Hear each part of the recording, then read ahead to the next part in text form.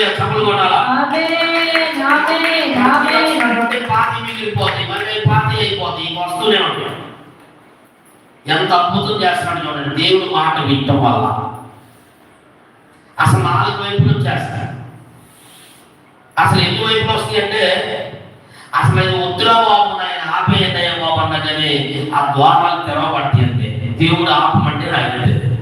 హల్లెలూయా. ఈరోజు అంత ఆశీర్వాదం ప్రభు ఇస్తాడు మాట వింటే. మరి మీ ఇష్టం, మీరు ఇష్టం వచ్చినట్టు నడుచుకుంటే మీకు కూడా ఇక్కడ మేము ఈ వాక్యాన్ని అనుసరిస్తూ ముందుకెళ్తాం. దేవుడు కూడా రేపు అలాగే చేస్తాడు. మీరు చక్కగా వింటే మీకు దీవెనలు వస్తాయి. హల్లెలూయా. ఇంకొక చిన్న 2 పాయింట్లు. నా మందిరమును మీ మధ్య ఉంచెదను. నా మందిరమును మీ మధ్య ఉంచెదను. మీ యందు నా మనస్సు అసహ్యపడదు. అది దేవుడికి అసహ్యించుకోడు. ఆయన మందిరం మన దగ్గరికి వచ్చేసింది, ఆయన సన్నిధి మన మధ్యలో దిగింది. ఆయన అసహ్యం ఉండదు. దేవుడు సంతోషపడతాడా?